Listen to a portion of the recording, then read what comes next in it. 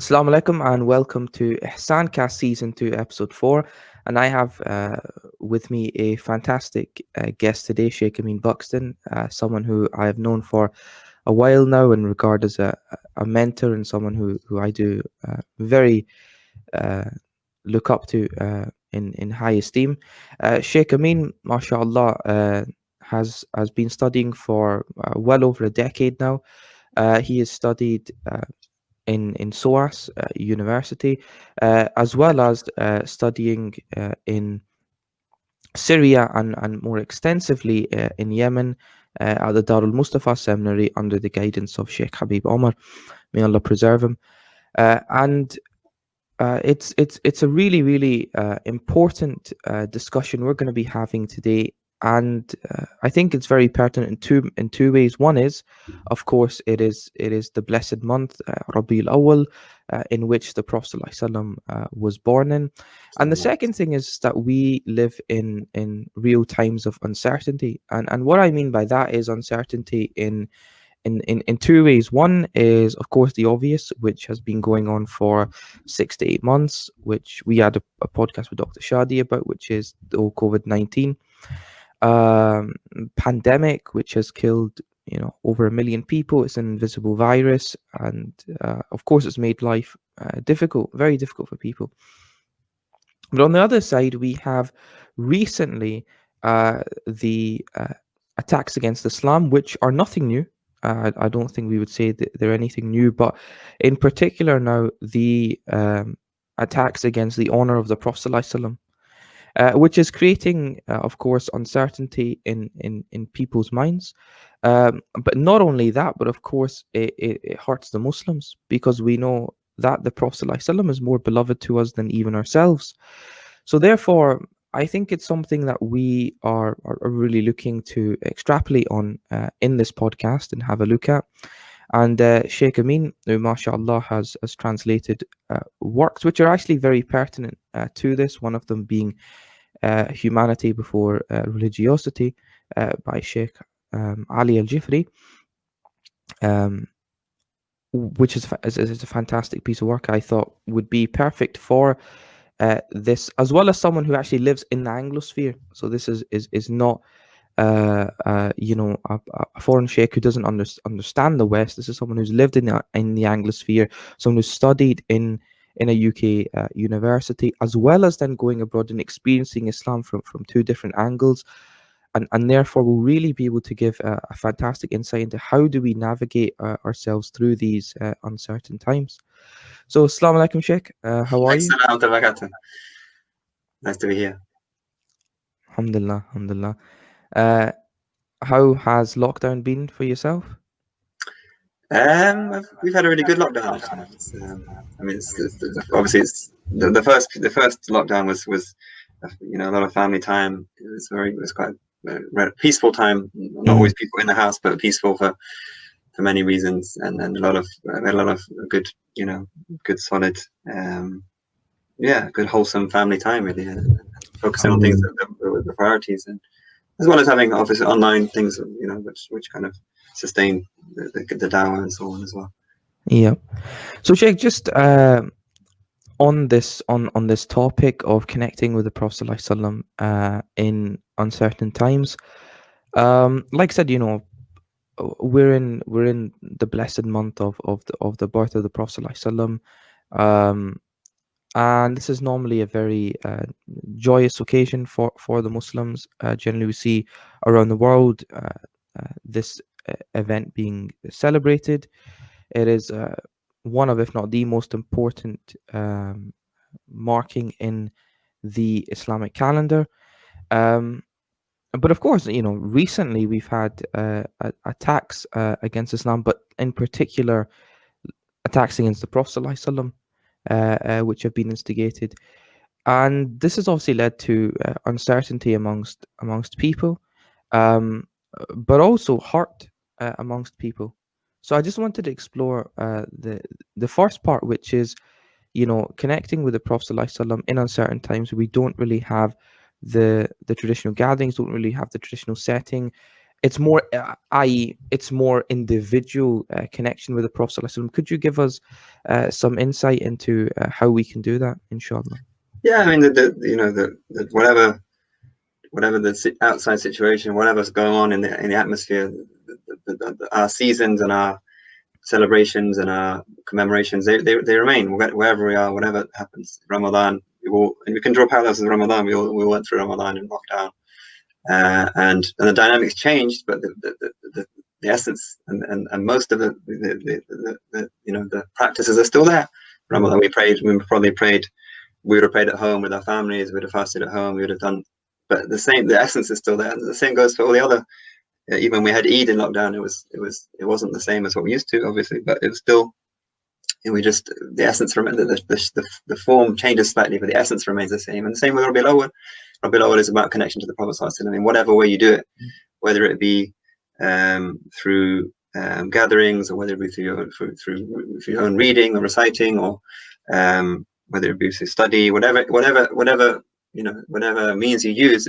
Most of those things are still open. Even and the gatherings, there's loads of gatherings going on. They're online, and they're obviously not the same. It's not the same as being physically in a gathering, but like as we found in lockdown, amazing things opened up to scholars and people around the world that we didn't really connect to before. We didn't have that. We were spoiled for choice. I think people were just almost overwhelmed when lockdown started, because everyone started opening up channels to what they're doing, and the same goes for Rabiul Awwal. It's like, you can watch the best scholars and the greatest performers and artists, and you can in the comfort of your own home. And there's other challenges come in, just as with Ramadan. The kind of the motivation is a challenge, and just being focused and being concentrated. But with every difficulty, with every door being closed, another is open. Yeah. Okay, and just on the idea of generally connecting with the Prophet ﷺ, could you give us some information regarding just how important this is? Because we always hear it's very important, but if you could possibly give us some examples of why connecting with the Prophet ﷺ, having a deep emotional connection with the Prophet ﷺ, is so important for us, in particular living in our times. Of course, I'll just come to that. But the one other thing I wanted to add before is, as making that parallel with Ramadan, is that having to do things on your own or doing things in isolation is actually it's a sign of what's a test or a litmus test of being true to that thing. So if you truly love Ramadan, then you'll do those things. You won't wait for it to be done in the mosque. You love the prayer, love the Quran. But if you're just someone that just goes with the crowd and only does it, or you only do the Mawlid or do the celebration when everyone else is doing it, then that's a sign of that's a kind of, you can then kind of gauge your own connection. But if it's something you're going to do regardless, even if you're living on your own, you're going to do it, then that really shows you that you have that commitment. But going on to the other question, is, I mean, the love of the Prophet ﷺ is the essence of our faith. There's no other way of looking at it. There's no faith without that connection to him. There's La ilaha illallah Muhammadur Rasulullah. What does Muhammadur Rasulullah ﷺ entail? It's not just a statement we make that he's delivered the message and that's it. It's not. It's everything. Our whole life is connected to him and how he conveyed the message. And Allah subhanahu wa ta'ala could have sent down the Quran, a book could have fallen down from the skies and landed on our laps, and we could have read it and end of story. But no, he sent a messenger who lived with his people, and he spent 23 years conveying that message. And he was, as we know, he's an example in everything that he did. So we have no understanding of the Quran. We have no deen. We have nothing without understanding the messenger, sallallahu alaihi wasallam, without understanding everything about him, from his personality to his the decisions that he made, the choices that he made, the sacrifices that he made, his family life, his political life. So that is the essence of our deen. And often problems come about with and disconnect comes about when people don't make that connection and don't make that understanding, or don't give the Prophet ﷺ his true place. And if you look at communities that have come to the West, say, and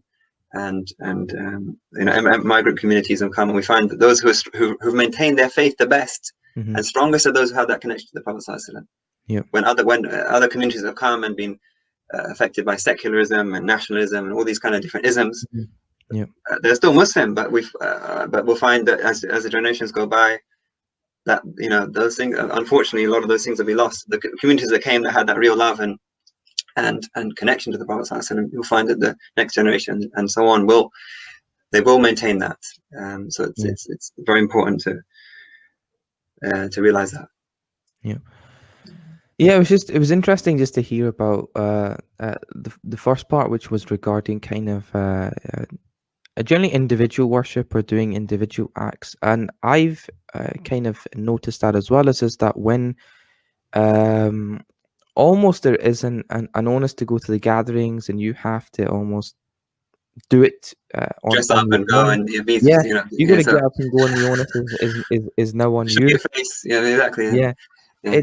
It's interesting because of the fact that how the dynamic changes, and in fact your relationship with the Prophet ﷺ, or your, I mean, in particular when it came to Ramadan, Mm, um because the Taraweeh prayers weren't on, so many people were actually doing a full khatam of the Quran mm, in Ramadan, and they were saying to me, I had a very good friend of mine, and I remember he was saying to me, he was like, this is the first time that I've actually ever done a khatam of the Quran.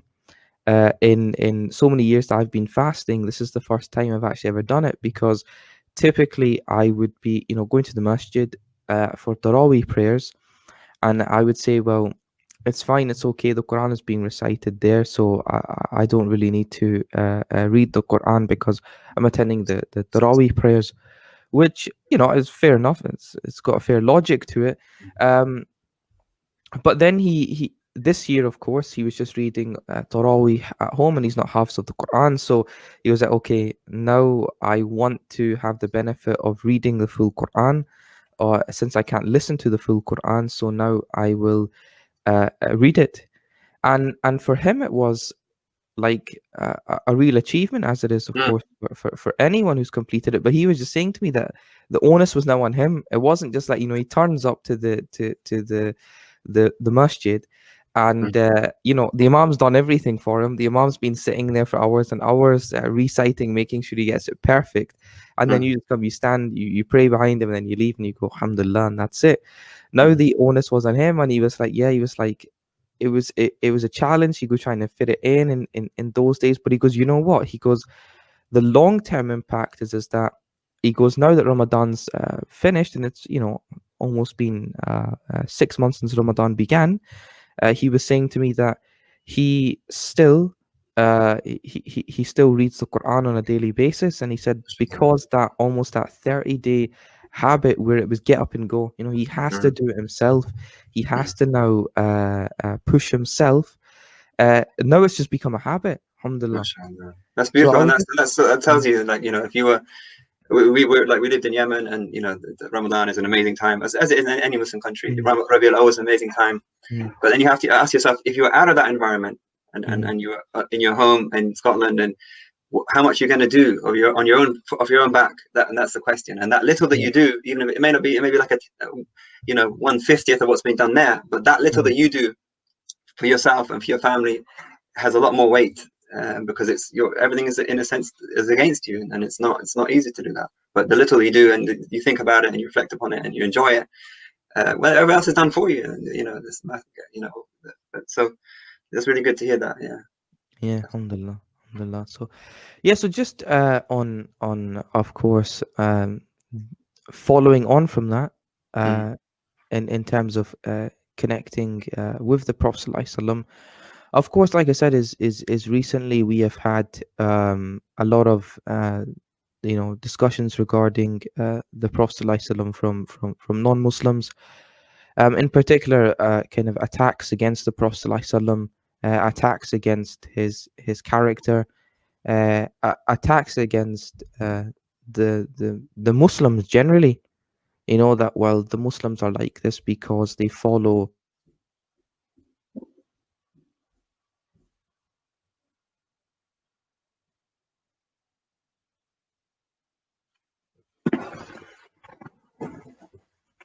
Uh, yep. So yeah, the idea is that, well, the Muslims weren't wrong. They've just got a wrong role model, basically. That's it.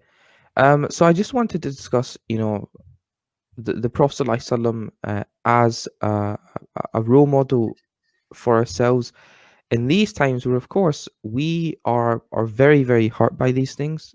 As you've said, the Prophet ﷺ for us is not just a man who has sent the message and that's it, he's left. He is someone who we take as an example in all aspects of our life, whether it is a how he deals with his family, how he deals with the general public, how he conveys the message, how he acts, even to the clothing that the Prophet ﷺ wore. But I think the essence of it is his character. Um, and and that's why he's an example, because of his perfect character.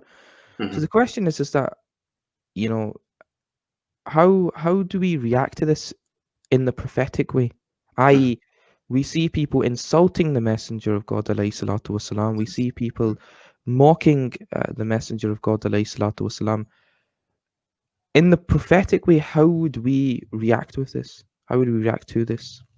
Yeah, and this is a test, and as an ummah, we're going through many tests and lots of pressures from outside, and very um, very focused, planned and very executed tests, on the Mm, part of certain countries. And China, China is one. yeah, It's gone beyond mockery. It's just gone just to blatant, yeah, you could almost call it genocide. yeah, And it's literally sterilization of Muslim women, and that's planned and it's executed, and it's a policy. yeah. It's a policy, and no one can touch them because they are, Mm, because they are massive, massive power. When it comes to France, it has a different dynamic. It's based in their understanding of secularism and free, quote unquote, free speech. But I'm not going into that. These are mm, these are huge challenges that we're yeah, facing, and we're seeing all kinds of different reactions and different. And it's that same button being pressed time and time again. It happened in mm, Denmark in 2006, and it happened here, and it happened there. But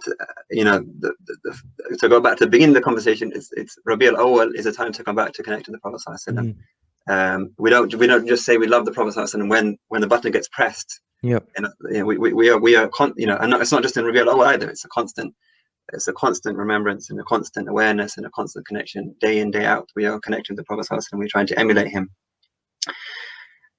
One hadith I love very much, and I really um, love to mention is the Prophet ﷺ says to Sayyidina Anas bin Malik, who's a young boy, who comes to into the Prophet's service as a young boy and grows up. mm, His youth is spent, in the best of company with the Prophet ﷺ. And the Prophet says to him one day, he says, my son, if you can sleep at night, if you can go to mm, bed at night without any hatred in your heart for anyone, then do that. If you can mm, rid your heart from any rancor and hatred and malice, before you go to sleep, then do that, because that is from my sunnah. Okay. And sometimes we think of the sunnah as sunnah to this. It's sunnah. We think of yeah, outward actions, how we dress, how we behave, how we look, and so on. But this is from my sunnah. So he's telling. That's the first point, that the sunnah is not just an outward display. It's also this inward sunnah. Inward mm, sunnahs. The Prophet ﷺ had inward sunnahs of humility and of mercy, and so on and so on. So he said that's from my sunnah, and the one who gives life to my sunnah loves me, and the one who loves me will be with me in paradise. mm, So look at this amazing, teaching here, that remove yeah, this hatred from your heart, you'll be on my sunnah. Okay, if you do that, you will love me. That's a sign of love for me, and then you'll be with me. So we have to, try and bear that in mind, that these um, having hatred for anyone or anything is very whatever they do. I know people will say this is a crime, and we have yeah, to we have to stand up. But we're trying to speak on a higher level and be closer to the mm, Prophet ﷺ. We're not saying ignore this. There are channels to address these things, but that's for people in those positions, and it's a very difficult game to play. And I don't envy the people who are in those political positions. I don't envy yeah, people in France who are in positions of Muslims who are in France who are in positions of leadership. it's a huge, that's a weight on their shoulders. Mhm. A mountain couldn't hold. But to have the wisdom and have the to be able to play between, to be able to find a balance between, the one extreme and the other, and to be able to kind of be moderate and be correct. That's it, but that's for them. That's their struggle for everyone. But we don't have to. Yeah. It's not our position in a sense to do that. Our position is to be perfect and following the Prophet in our own, um, situation that we find ourselves in. Firstly, starting from ourselves, as the Prophet said to Anas, in yourself, Mhm. sort your own heart out first, and then in your immediate surroundings, your family, your neighbors. Are you embodying what the Prophet ﷺ taught when you go into work, or when you go into university, or when you if you are, then your job is being done, and if Yeah. you're not, then there's work to be done, basically. Yeah. Yeah. It's really interesting. That, I mean, that hadith is a wonderful hadith, and I think that it's very pertinent for the times that we're living in, because the fact that the automatic response to a lot of this is, anger, Mm, which can lead to people doing wrong things or wrong actions. Um, but it's important just to understand that we shouldn't almost take it to heart, uh, so to speak. I.e., we take what they've said. Of course, we feel that, but the idea is that we do not do an action which would actually be against the sunnah of the Prophet ﷺ, exactly. in doing so. Um, and it was just interesting because of the fact that it's a completely different angle from what we are used to. For instance, we're told about boycotting products, and we're told that, and many people are speaking out against, for instance, what's going on in France. And I think that was a really, really important point that you made regarding, ourselves, and looking at ourselves, and how are we to other people. Hmm. Are we setting the best example, first of all? Because if we're not setting the best example, then the reality is that we're not doing our job first. Forget about what's happening in other countries or whatever, but the reality is that our job, in terms of being a good example to show to people, and not only that, but for ourselves, as you were talking about in the beginning, in terms of connecting and having a deep connection with the Prophet ﷺ, that's a benefit for ourselves ultimately. Hmm. And therefore, connecting on an individual basis, but also understanding, the prophetic character, and implementing that on an individual basis, I think is so important. Because the reality is that, and maybe you can, advise as well on this, but all eyes are really on the Muslims, on how they react to this. And I think Hmm. that's sometimes something that we don't really think about, or something that we don't really understand, is that when something like this happens, it's almost, how are they going to react? Is Mm. it going to be the way we say it's going to be, Of course. or is it going to be a Mhm. different way? And maybe you could. And that's what when Mhm. I think about this whole thing, that it's one thing to look at the cartoonists and the leaders, and Mhm. and we should, even for them, we should have rahmah, we should have mercy. Mhm. But and we'll come to that in a minute. But Yeah. what I fear for is the man in the street, the Joe Mhm. Blogs in the street, or the Yeah. Rene in Paris, or wherever he is, who's just all he knows is this bunch of Mhm. the angry mob who just burn Mhm. flags and burn effigies Mhm. of X, Y, and Z, Yeah.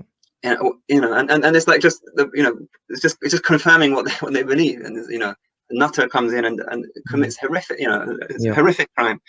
No, but there's no, there's no way, there's no two ways about it. It's just absolutely, but any time, as we said, that humanity before religiosity, humanity before Mhm. religiosity. If you haven't got any humanity, you haven't got any, you haven't got deen, or Mhm. tadayyun, as Habib Ali calls it. It's just, if you haven't got that, you have no foundation to build it on. If your sense of humanity is so lacking that you can bring yourself to do a crime Yeah. like this, and as we've seen over these groups, ISIS and Mhm. so on and so on. If they have no, there's no concept of humanity. So for that reason, there can be no true religiosity. You can affirm what you want, but so what I say is what I feel is I feel sorry for the people caught up in the middle that could be swayed. And Shaykh Abdul Hakim, he talks about some of his his recent book about his interactions with far right people in Europe. Even they can be swayed. But what about the people in the middle who are they read the Daily Mail, they read the Daily Record, they read whatever it is, and they just take what comes and what is there? Obviously the odds are stacked against us, the media is stacked against us, but can we not just have shown more wisdom in trying at least to just to project something which is positive and not just press just the red rag to the bull, just do what we're expected to do but Allah knows best. Yeah. It's no, I think that's a very important point, because I mean I was listening to Sheikh Hamza Yusuf the other day as well, and of course Sheikh Abdul Hakim Murad. I read his book Traveling Home a few months back, and it's I think, and these are senior scholars of the West. They've grown up in the West, they've studied and they've taught in the West, and the idea is that it's the everyday person on the street, and it's up to us as Muslims to show them this is what a Muslim is like, this is what a Muslim is. So you're reading the Daily Mail, you're getting all these misconceptions, but hey, let me tell you that's not true. And let me not just, perform lip service and say that's not true, that's not the way Muslims are, but let me show you that that's not the way Muslims are. And I think just even having that dialogue with these people, not seeing them as, because it's very, very easy, and I think this is one of the mistakes that we do make, is seeing them as you said, as the enemy. And as soon as you see, or as soon as you think of someone as an enemy, that is a kind of almost a warlike message or a tone that you then have. They are the enemy to us. Where they're people, as you said, humanity before religiosity. No, that's an individual, that's a human being, that's a person. You need to take the individual, the human being, as they are, which is a person, an individual, and therefore try to clear their misconceptions. And the best way you can do that is through showing them that, in fact, look, that's not the way we are. But an interesting point that I just wanted to kind of mention is, when they talk about the boycott, and of course could be a strategy. I'm not going to say that that's not something on the table, but someone was mentioning to me that in order for it to work, we need 60-70% of the Muslim population to do it. And I was literally just thinking about what you've said, and I thought, what if we use the prophetic method of displaying good character and good akhlaq and good morals and good ethics to people in our trade, in our dealings, in everything that we do, and it wasn't just mashallah, a few people, it was 50, 60, 70%, as just and also this whole, I mean, yeah. Sorry. Would the tide change? That's what I thought. I mean, what do you think about that? I was just thinking about the boycott as well. I mean, it's like, of course, we should be ethical in what we buy, and we should every purchase that we make has an impact and has consequences. But if you're going to apply that to France, then you start applying it across the board. You got to start with China. Your Huawei phone is probably made in, at the very least, it's causing environmental damage. At the very least, if it's not being built in some kind of prison labor or Allah. But then that's, what about India? India's policy is blatantly anti-Muslim, and so what, we're going to boycott everything that comes from India, and then so on and so on. Germany backed up France. Does it mean we're not going to buy Volkswagens now? I mean, it's like, where do you stop? And Britain isn't like the most ethical. It's sending arms to Saudi to bomb Yemen, and then so on and so on. America is, so where do you stop? I mean, I'm not saying don't, but I'm saying we should be the most ethical. And then the Muslim countries themselves, how ethical are they? buy, okay, let's buy Pakistani products or buy Egyptian products. Are they the quality of the, the factory conditions, are they ethical? Are the people who, the whole system, is it, where do you stop? I mean, it's like, credit to the non-Muslims who are far more ethical than the Muslims in terms of what they buy and where they buy it from, and organic and free range, whatever it is. They're miles ahead than the majority of Muslims in this country and elsewhere. I mean, so yeah, be ethical. Think about what you buy and why you're buying it and where it's going. But as you said, going back to what you said before, is that it's easy to make a statement and boycott this and make a shout and make a noise on Twitter or wherever it is. But the much harder thing is to make internal changes and to make make those connections on a kind of grassroots level. That's much more difficult to do, and it's heavier. It's heavier on the soul, and that's why it's difficult. And people think that that's weakness. That's the kind of the misconception. It's seen it to be weak. Oh, you're not doing anything. Come on, you should be doing something. Come on, where's that kind of red-blooded love, whatever it is. Actually the harder thing is to speak to yourself and have that conversation with yourself and try and rectify something in yourself and in the people that you can change. Anyone can post what they want anyway. That's not difficult. Yeah. I think also the idea of this is the reality is that it's a short-term strategy, these boycotts or whatever, whereas the long-term thing for the Muslim should be following the prophetic character of the Prophet ﷺ. And I always think about how the Prophet ﷺ, like when I read books of Sirah, I always think about how the Prophet ﷺ thought and had a really long-term vision about things and the future of Islam. And one of the examples which just springs to my mind is Daif. And the fact that the Prophet ﷺ, after being abused and physically abused himself and Zayd ibn Haritha were physically abused, almost driven out of the city, and then were then asked by Jibreel alayhi salam that if you basically just say the word and these two mountains will come together and this whole village will be wiped out, and that would be it. I.e., no one would even know that there was a village here, right, of Ta'if. It would just be, oh, there's two mountains there and that's it. We would never know. But I just thought the fact that the Messenger of God alayhi salatu wasalam showed his perfect mercy through saying no to that, making a dua for them, but then thinking long term.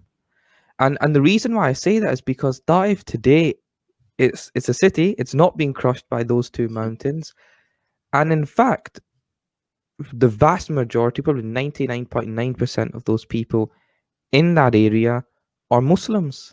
Of course, yeah. Now, if the Messenger of God alayhi salatu wasalam had thought short term and had got angry and had said, yes, they've abused me, punish them, destroy them, kill them, those people today who are Muslim, that area would not exist for them to even be Muslim. So the idea of thinking long term and having a long term strategy to this, I felt was really really important. And could you give us some kind of maybe a few other examples or some advice on thinking long term? Because look, the reality is that I'm third generation in this country, so I'm not going to go anywhere. So the reality is that, and that'll be a lot of people will be in that same category, and nor should we, because we've made this our home. So we're in this for the long term, and therefore, could you give us some examples maybe from the Prophet ﷺ about showing perfect mercy and thinking long term about these things? Yeah, I mean, it's very. Ta'if is definitely something we should always come back to, and as you said, the Prophet ﷺ prayed for, if not them, then their children. If not those people, at least if those people aren't going to believe, then at least perhaps their children will, and So it's really important. It's good you raised that. We study these events. Taif is a big one, and the dua, the famous dua of Taif as well. There's no mention of they did this, and he said, he mentions them. He does mention that they've, kind of, they have treated me harshly and so on. But the main essence of that dua is self criticism. That as long as you're not discontent with me, then I'm happy. That's the essence of that dua, and that's something for us to think about. As long as Allah subhanahu wa ta'ala, you're testing us with these tests, you're testing the whole ummah, but as long as you're not, angry with me for my own shortcomings, as long as I'm doing my bit, then obviously we don't ask for tests. And the Prophet said, I'd rather have ease, and I'd rather not have these tests. But if you decide to be this test, then then the main thing is at least we're not displeasing to you as in and of ourselves. So Ta'if is a very important one. Uhud is another one. The Prophet is standing, and this is how I always come back to when I'm especially in khutbahs and so on, because I think we should have this message rammed into us again and again and again. Prophet is standing on Uhud. Blood is pouring down his face. His teeth have been broken. His cheek has been wounded. His head has been split.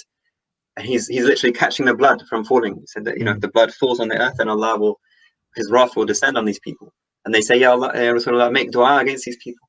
Make dua against these. Pray for these people's destruction. And we forget that at any point in the Prophet's life, from day one to day, he could have prayed for the destruction of anyone at any time. He has that. He will has to, as you said, he just has to say the word, whether it's at Ta'if, whether it's in Mecca, wherever it is. Any point. He doesn't have to even go into battle, sallallahu alaihi wasallam, if he doesn't want to. He just say Allah. But he never does that, and that's his. But at Uhud, they say pray against these people, pray for them. He says, I was not sent as a la'an, as a curser, as someone who and the meaning of la'an, curse, is that you pray for someone to be cast out of Allah's mercy. You pray for someone to be, and that's the Prophet ﷺ never did that. And he said, I was only sent as a mercy.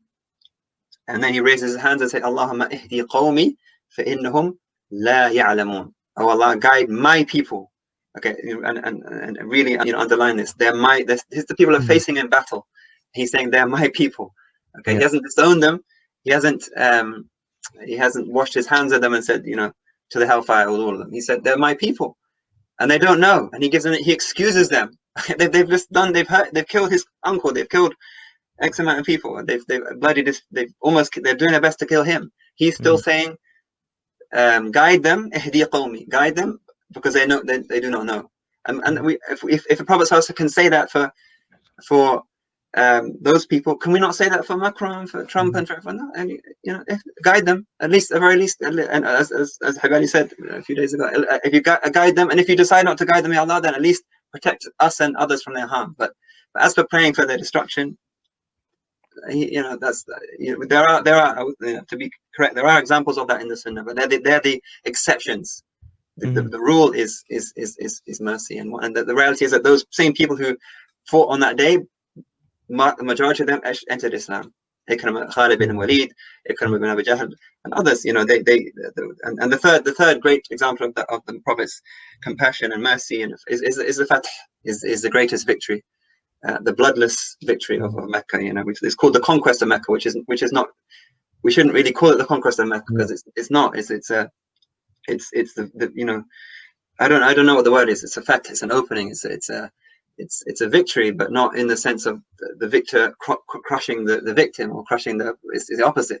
And they said that as they were going into Mecca, someone said, this is the day we're going to get our revenge. This day Quraysh are going to be lowered. And the Prophet said, no, this is the day when Quraysh are going to be raised. And that's an amazing. Why do we want France to be raised? Why do we want America to be raised? Why do we want India to be raised? Why do we not want Modi to be raised? Isn't that the ideal situation? Yeah, I mean, Allah knows what's going to in their hearts. Allah knows what they're going to end up as, and we're not allowed to curse and for someone whose fate we don't know. We can't say that person is in the hellfire unless Allah tells us Abu Lahab is in the hellfire. That's okay. Anyone else, we don't know.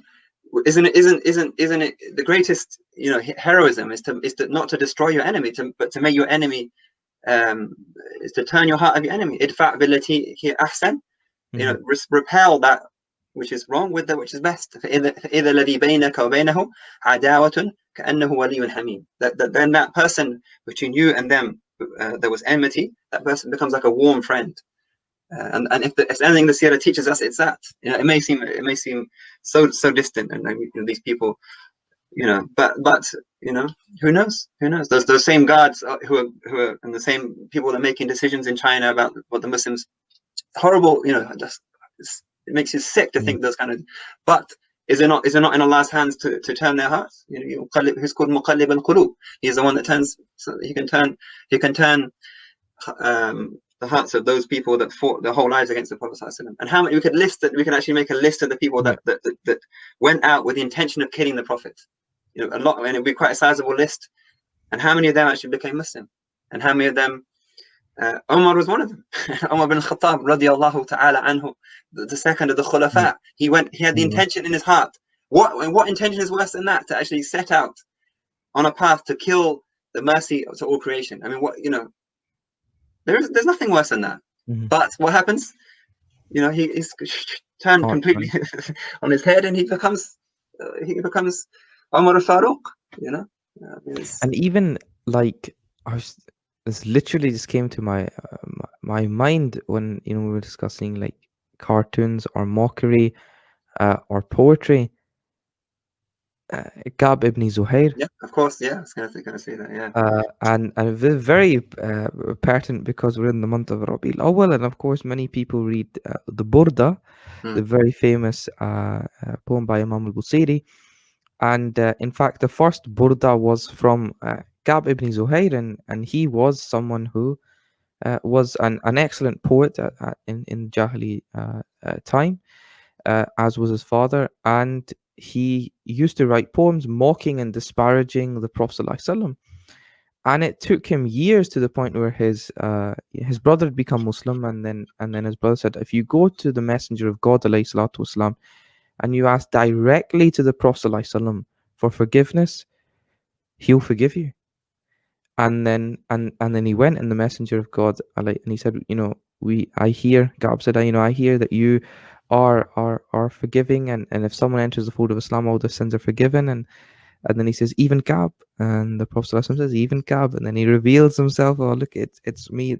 It's Kab. And then he writes this ode to the Prophet ﷺ, this wonderful long poem praising the Messenger of God ﷺ. And then the Prophet ﷺ gives him his mantle, his burda. The first kind of burda that we know of, in which Imam al-Busayri's qasidas, very famous qasidas, is built upon, is is named after that companion, that wonderful poem. mm, And it was just interesting because of what you were mentioning regarding, someone's heart completely turned. mm. And this was someone who was doing exactly what these people are doing, Exactly. i.e., the freedom of mocking the Messenger of God alayhi salatu wasalam. They're allowed to do whatever they want because they feel they're in control, they feel they're in power. But there comes a point in their life where they think, I've done something wrong. I need to ask for forgiveness to the Prophet ﷺ, and they accept the message. Yeah, And so I was just thinking that is a real life example that we know at the time of the Prophet ﷺ, uh, of exactly this case happening. yeah. And Like it's not literally only a that, they're honored. They're not yeah, only just yeah, accepted, but they're honored. He's given yeah, this mantle, and the same with so many others. They come with this intention and with to kill, and they go away with as Sahaba. None of us can reach the level of the Sahaba. yeah. They reach this. They're honored by the Prophet. They're honored like guests. Hmm. And that is why it's awesome character. It's khuluq azim. It's not just you know niceness and goodness, and it's something azim. It's something you can't I mean we can't really hope to reach that level, but we can marvel at it, and we can hope to at least have something of that. Yeah. But even just the fact Amazing. that it And brings but even the modern day we knowledge have, to us, you know, the the the fact that, yeah. look, people can change, and it's not always gonna be a bad. And the people who, and like I said, is don't even think about them as the enemy, because Mm, the moment you do that, you're almost, in your mind, you're thinking there's no way back for them. mm, Whereas, I mean, from the examples that you've given, I don't think the Prophet ﷺ ever thought of someone like that where there's absolutely no way back for them, barring, like I said, a few Mm. very, very rare cases and exceptions of this. And he was a prophet. I mean, he had an Yeah. insight into what Hmm. we can't say that what and you know, we can't say what where people are going to end up. And the proof of that is in these we had recently these one or two Dutch and Hmm. Danish, Norwegian um, politicians who have just, as you said, they just, there comes as the penny drops at some point, and it's like, well, you know, I was an avowed enemy of Islam. Now, actually, let me just, and it might have just been the one gesture that someone, a Muslim or someone, showed that person, in spite of their hatred, that maybe just made them just think twice, or whatever it was. Allah sends signs to these people. But if we like, we you know, the danger of us playing God and being like, well, you know, you know, there's no hope for him, Hmm. and that's very dangerous, because who are you? Who are you? If the Prophet ﷺ didn't restrict Allah's mercy, who are you to do that? And Allah's the one that makes the decision at the end of the day. Um, Yeah. Well, the reality is that there was only one God spokesperson, which was the Prophet ﷺ, and yeah, that's it. No one else can speak for God, barring the Messenger of God, ﷺ, and that's something that we should that we should think about. Jazakallah, Sheikh. I think it's been a really wonderful discourse today. I also think that it's been really uplifting because it's practically given us some tips to go and learn from the Prophet ﷺ, to learn from how he would react to these circumstances that we're living in. And ultimately, I mean, his circumstances were far more difficult than even ours. mm-hmm, And maybe that's something that you could just as a few closing remarks on, just maybe put this into context about how we're living. And they are tough times, but when mm, we compare them to the Messenger of God alayhi salatu wasalam's times, how can we compare them? And maybe you mm. can. But was the one thing that did come to mind, which was the Prophet almost, you know, he is Muhammad. His name is Mhm. Muhammad sallallahu alaihi wasallam, the praised one, or the praised, you know, the man of praise, as Shaykh Rahim calls him. But they were mocking him by calling him the opposite, which is mudammam, okay, which means the exact opposite, the one who is despised, and who is, you know. So there's a point when they were making fun of him and calling him mudammam. All the Prophet did, sallallahu alaihi wasallam, he smiles and he said, "It's amazing how Allah just, you know, deflects these people. They're cursing them. They're talking about this person. I'm Muhammad. They're not even talking about me." And that's really I see that as Allah, the Allah. cartoonists. They're not talking about Muhammad, because if Mhm. they're talking about some figment of their imagination, Yeah. something they've heard from here or from there. They're not talking about Muhammad. The cartoons are not drawing Muhammad. They're drawing something else.